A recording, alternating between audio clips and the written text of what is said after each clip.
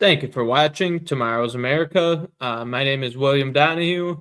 I am doing this show solo today. So today we're going to talk about how violence has erupted all over Mexico, specifically because of the Trump administration either carrying out or helping with intelligence to capture the son of a cartel leader, and the actual cartel leader ended up getting killed.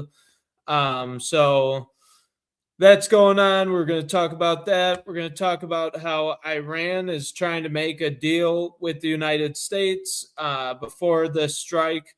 Trump said that it was going to be 10 to 14 days before he decides on what he wants to do with these strikes.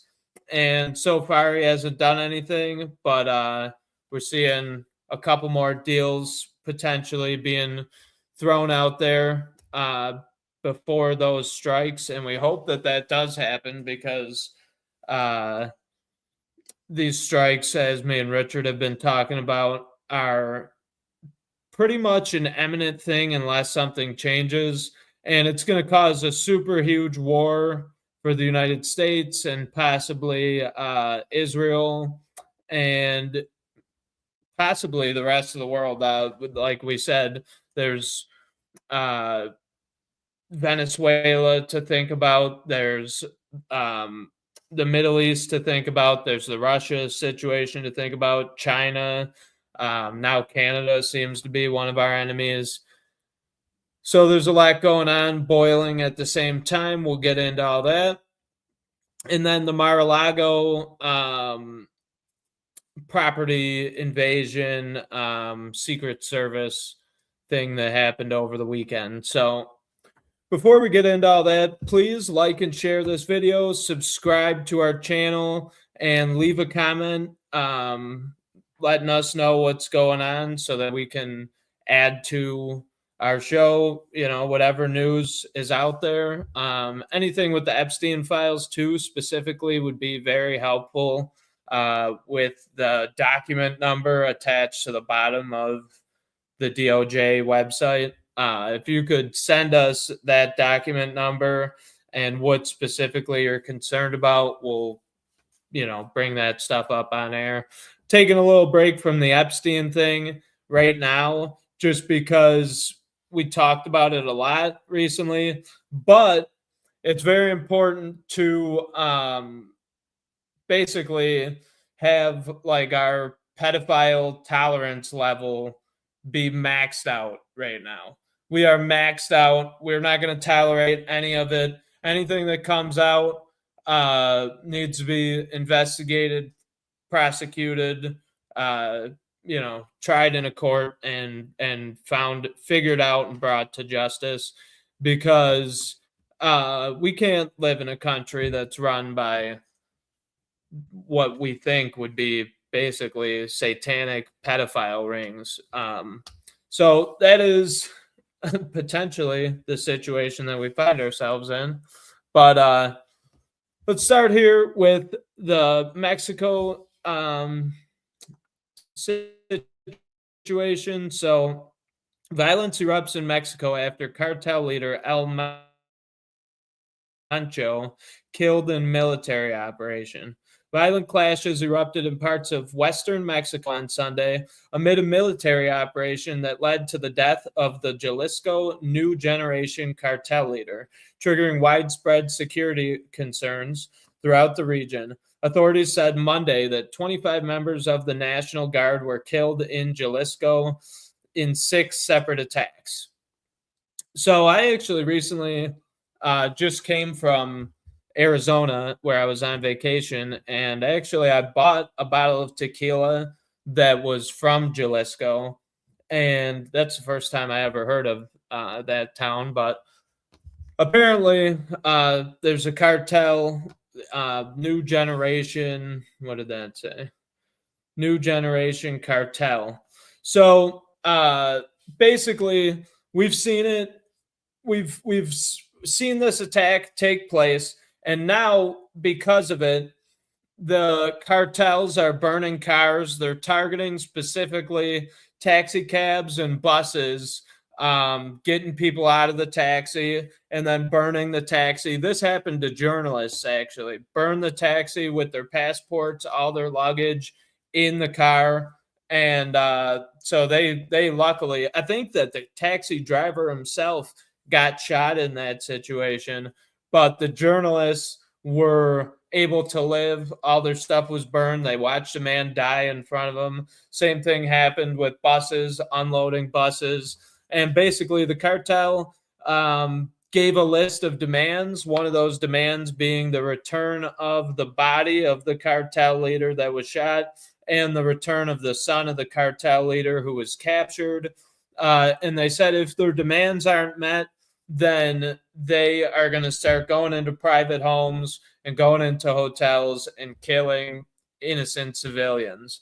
So, big situation in Mexico. As we know, we imported tons of people from South America and from Mexico. And there's a high likelihood that a lot of those people are involved in similar, or if not the cartel that this happened in. So a lot to think about there. We imported these people into the United States and they could help the cartel with their efforts. Also, I don't know how many people know this, but there was confirmed surface to air missiles that were smuggled into the country, and fake police uniforms and all kinds of things that were found at the time that the Biden administration was letting all these people in. And that's just what we found. So we don't know what we didn't find, obviously. But those things are, to me, highly likely, most likely to be a sleeper cell type of situation where they could just drop a text message and say, hey, it's going on now, and go to the storage unit and everyone gets whatever weapons that they brought in. And I mean, that could be an event that could be triggered like that. So definitely a high stakes situation. And I think that it's important to, remember the context. This is who Tim Walz, this is who all these people are fighting for to keep in the country. It's not just that they're fighting to keep, somebody who's been here for 10 years and all they do is clean houses and all these things. Because time and time again, the Trump administration said they're going for the worst of the worst. So that would be someone like a gang member, a rapist, a murderer, something like that. Not just your run-of-the-mill person, and most likely to be tied into a cartel. Also, so that's who these anti-ICE protesters are advocating for. Also important to keep in mind that Tim Walz, Jacob Fry, all these people broke the law by protecting these violent offenders. The what's her name? The Lincoln Riley Act. Laken Riley. The Laken Riley Act. She passed away at the hands of an illegal immigrant. So the Congress, the president passed the bill. It said it is required to hand over any illegal immigrants who commit violent crimes in the United States. It is required.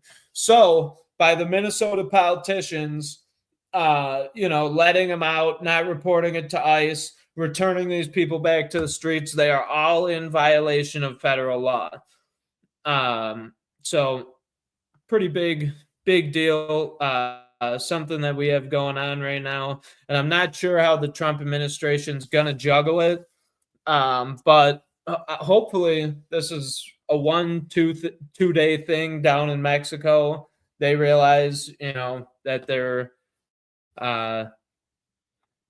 not as powerful as they think that they are. And we get things back on track. But as everyone knows, Mexico is run by the cartels. So there's not like, a government that's going to come in and suppress this. This could get out of hand. Even Claudia Sheinbaum, a lot of people say that she is like the cartel, but as the president of Mexico. So definitely a big situation that we're dealing with. Also, another situation that we're dealing with, Iran. Iran and the U.S. have had lots of tensions. The potential for strikes.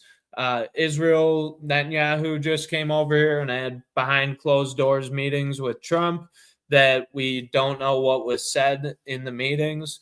So on top of that, we have half of our Air Force over in the Middle East and huge flotillas of our aircraft carriers out stationed over there. So pretty big thing that's going on with that, with the Iran situation. Now there is a chance that we have a little humanity here and come to an agreement. And Iran put an agreement on the table. So I think that we should definitely back off of our threats of the strikes and listen to this deal and then either reopen talks or just take the deal, because it can't be that important that it's worth killing U.S. citizens or worth killing Iranians for that matter. There's no war that's worth it. There's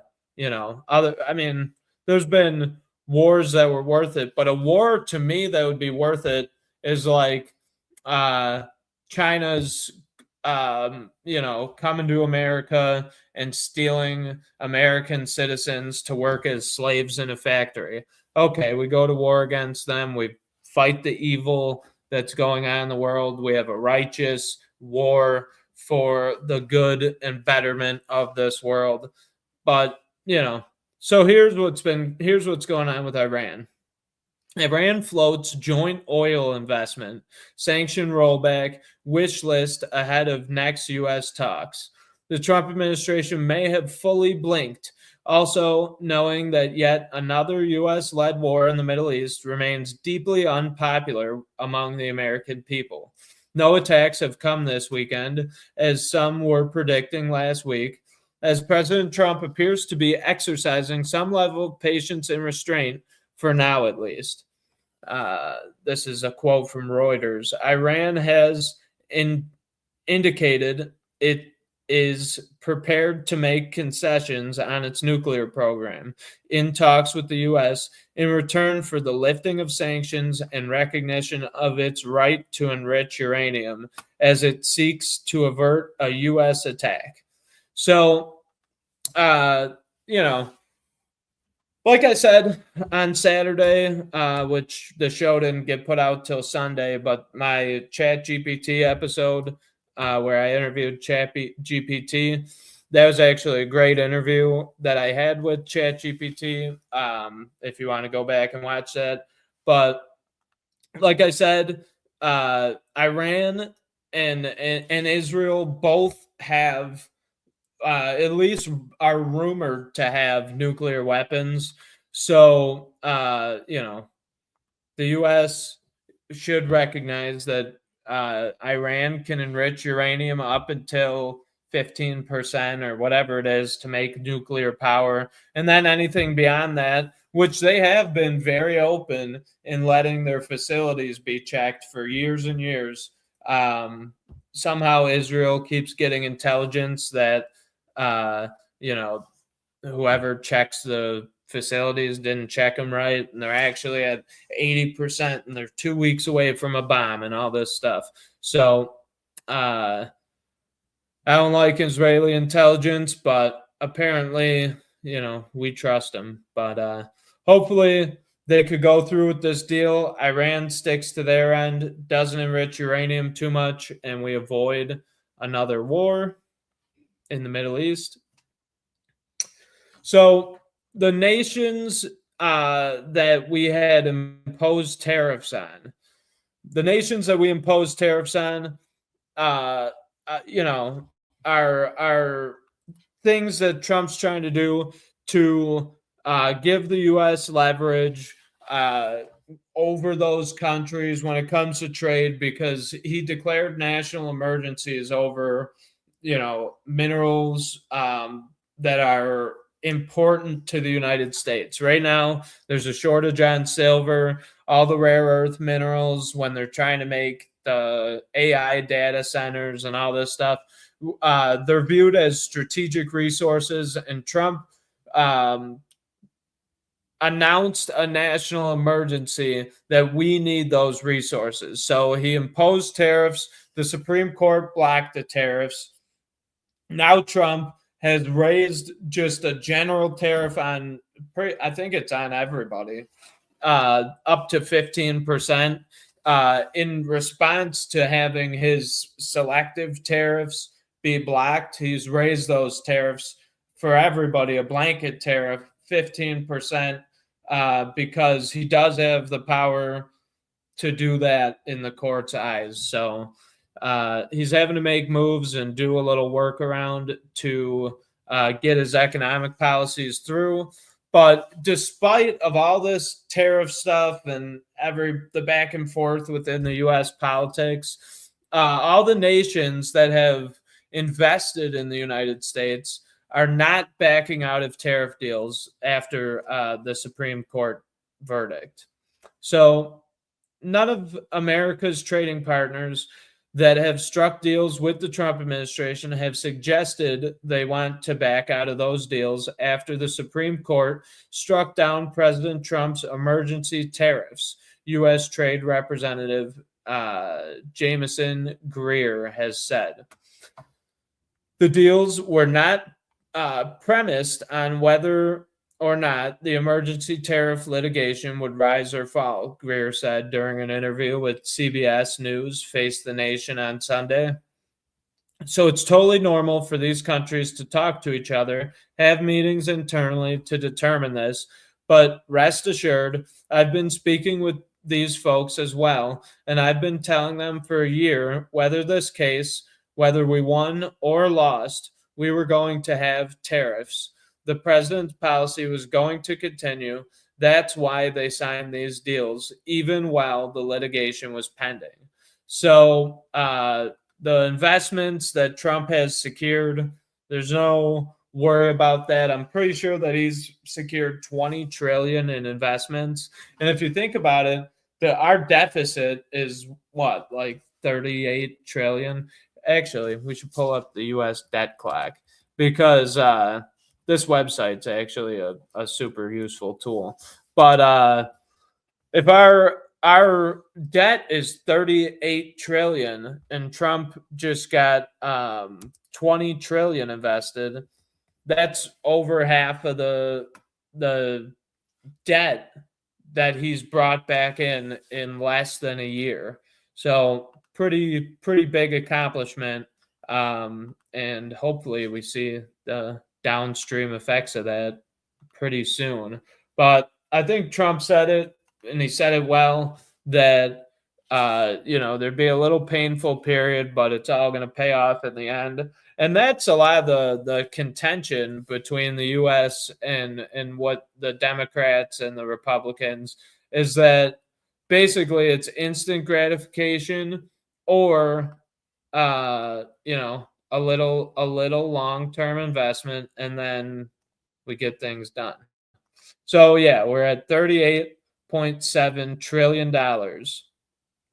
And so far, looking at this, it says that we're up to 374 billion in tariff revenue, and it's climbing. So our tariffs, are paying off. And it's a tax on other countries to pay us, and then in theory, when we gather up all those tariffs and pay off our debt and start going the other way, and America starts operating like a business, then you won't have to pay income tax and all these different taxes. We could start lowering taxes. So more money in your pocket and less money for other countries. Why do you think that uh, America was great back in the day? There wasn't an income tax until like 1919, and prior to that, we had the scare of 1907, financial scare of 1907, and then the stock market collapse and all that. But America was a very, very wealthy nation for a lot of years, and we haven't been since we imposed income taxes and took away tariffs. So, uh, at Mar-a-Lago this weekend, there was a guy there. It's kind of hard to say what he thinks he was even doing there because Trump wasn't at Mar-a-Lago. Trump was at the White House. So I don't know if he planned on just going there to burn the building down or what exactly his plans were. I believe that he was very Epstein obsessed. This person who went to Mar-a-Lago and tried to get in there with a shotgun and a tank of gas. But um, so this article from CNBC says authorities fatally shot a man who was carrying a shotgun and a gas canister as he tried to enter President Donald Trump's Mar-a-Lago club in Florida early Sunday morning, the Secret Service said. Trump was at the White House at the time of the incident. The president maintains a residence at Mar-a-Lago and frequently dines and hosts events at the Palm Beach Club.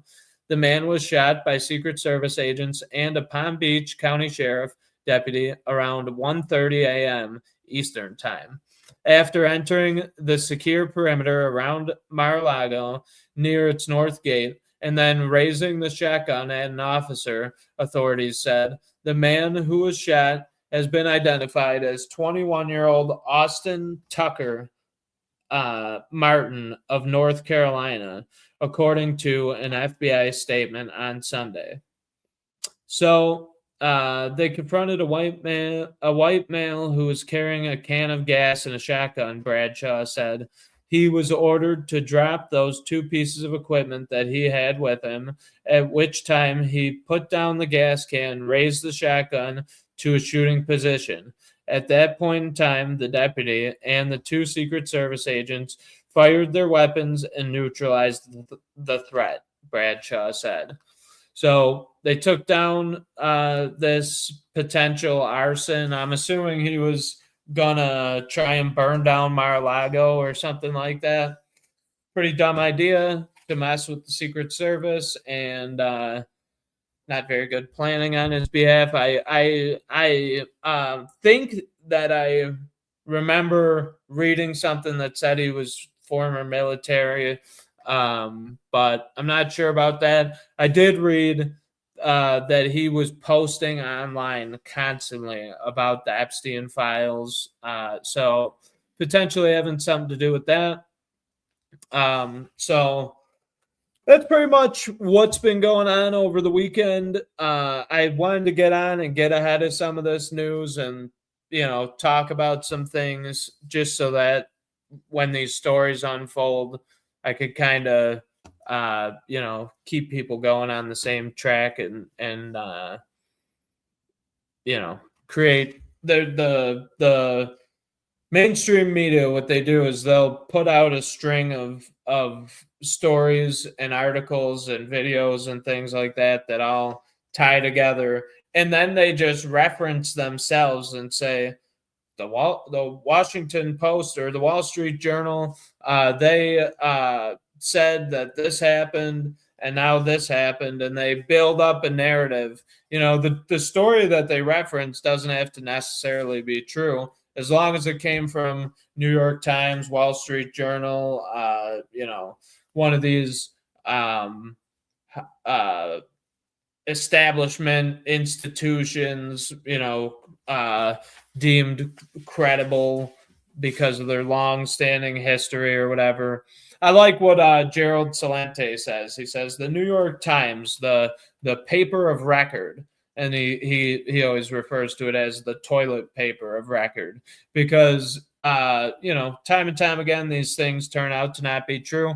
What I like to do is put out a general information about something, and then I like to wait 3 days and see what actually happens and come back, and I could give a couple predictions but not lock down on something. And then when it does unfold, we keep an open mind, we seek the truth, and try and change what's going on because or from that. With that, we use the truth as a tool to push our representatives to do stuff for us, to advocate on our behalf, not just believe in the R or the D or whoever has whatever letter we like next to their name. So that's what we do on this show. And if you like what we do, please like and share this video, subscribe to our YouTube channel, send this out to your friends and to your family and to people who, might not necessarily even be interested in this stuff, because whether you like it or not, this is not a spectator sport. There's no crowd. There's no, people watching this game. This game directly involves you, whether you like it or not. And the best example that I like to use to put that into perspective is that the UN has a plan. It's called Agenda 2030. And they have all these goals that they want to meet to get the world to be a certain way by 2030. And doesn't seem like they're on schedule unless there's some big, catastrophic event that takes place between now and then. But it's 2026. It is February 23rd of 2026. That means that we have 4 years until 2030, and these plans are in place. And if we don't shed light on it, get people angry about it, and get people to stand up for themselves and say, I don't want to have 3 pairs of socks a year as my government ration.